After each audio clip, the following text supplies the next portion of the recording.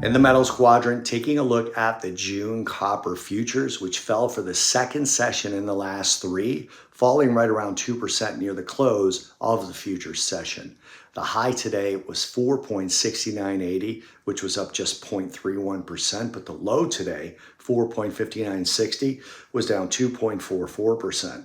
As I already mentioned, as we come into the close, we're still down around 2%, and on a weekly basis, copper just finished its third consecutive week lower. One of the major drivers behind this week's slide in price was the continuing surge in U.S. copper inventories, triggered by the anticipation of potential industrial metals tariffs. Reuters reported that CME warehouse inventories have jumped 81% since the beginning of the year, hitting an 8-year high.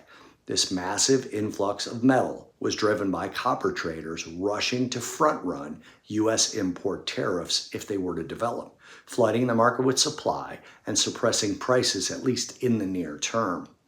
On the demand side, concerns are mounting.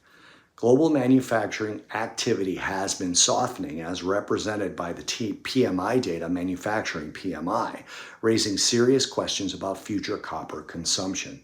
The International Copper Study Group is now forecasting a global surplus of 289,000 tons this year. That's a sharp reversal from previous deficit forecasts that they had.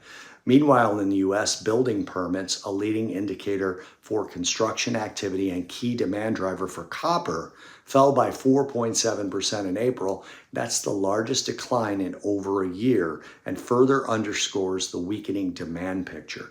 Together, these supply and demand imbalances are putting renewed pressure on copper prices, while tariff speculation may be why inventories are climbing. Industrial demand still seems to be weakening. Traders will be watching next week's PMI data and Chinese industrial output for any signs of stabilization or further weakness in copper.